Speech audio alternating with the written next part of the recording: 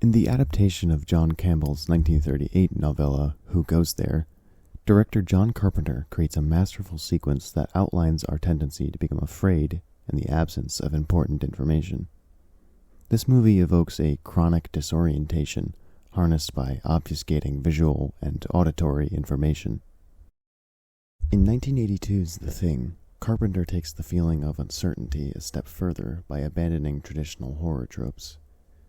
Through the use of several film techniques, Carpenter relinquishes the typical hero versus monster mechanism used in many slashers of the time, opting instead to induce mistrust and hysteria amongst the characters themselves. The movie follows a crew of scientists stationed on a research outpost in the Antarctic. After investigating the nearby remains of a devastated Norwegian outpost, the crew encounters a shapeless alien pathogen which assimilates other life forms by restraining and consuming them. As a result of makeup artist Rob Bottin's elaborate creature design, the grotesque appearance of the Thing is enough to terrify.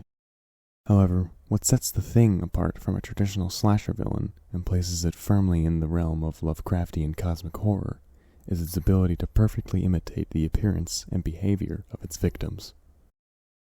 Consumed by fear and paranoia, the remaining scientists are forced to deduce who amongst them is secretly hiding as an imitation, often breaking into violent, panicked arguments. Every scene of the movie has at least a few examples of these ideas that accentuate the themes of mistrust and uncertainty, but the scene that undoubtedly contains the most would be the famous blood test. Something that fans of horror movies might notice about this scene is the abandonment of specific horror tropes. For instance, the room where MacReady tests everyone's blood is actually brightly lit, compared to scenes from other horror movies, where the characters are usually shrouded in darkness. Another interesting bit about this scene is the total lack of a backing score. In fact, there's not a single musical motif for the whole duration of the scene. One might expect a plot point as climactic as this to be accompanied by an orchestra's dramatic swelling and crescendoing, foreshadowing an action seconds before it happens, heightening the tension right before the big scare. Instead, there's just this droning noise.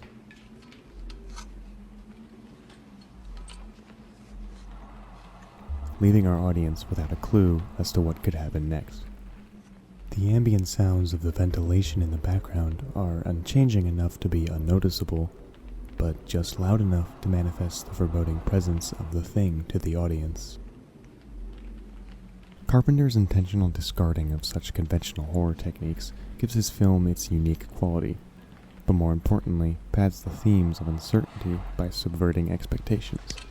By misleading the audience and providing very limited insight into the outcome of the scenario, the audience becomes unsettled, and tension elevates.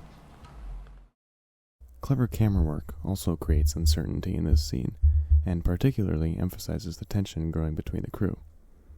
Previous moments in the film outline the growing mistrust amongst the scientists. Chopper's the only one who's got any business with it. Oh, now wait a minute, Gary. You've been in here on several occasions. The doc thought of the test. So what? Is that supposed to clear him? Well, why? Bullshit! Why would he come in here and take a window? Window! Put it down. No. I'll put this right through your head. You guys gonna listen to Gary?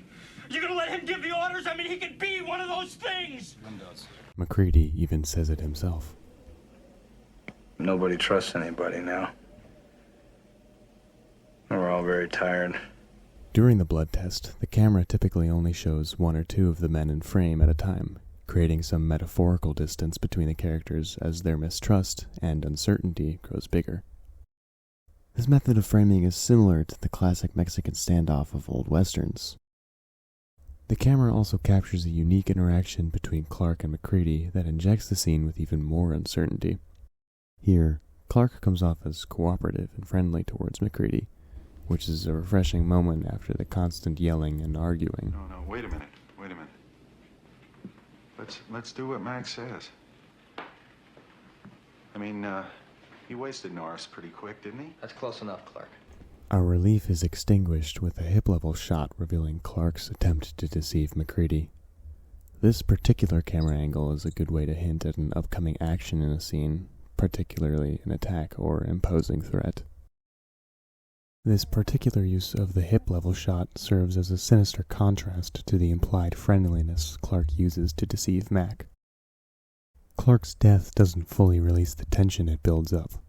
Even after Clark was proven to be human, the paranoia hangs in the air as we're left to consider if anyone else is secretly plotting to kill MacReady, hiding their true intentions.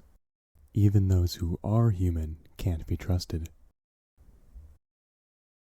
The camera highlights the expressions of the crew, and after a few minutes, it's clear not everyone is feeling the same emotions.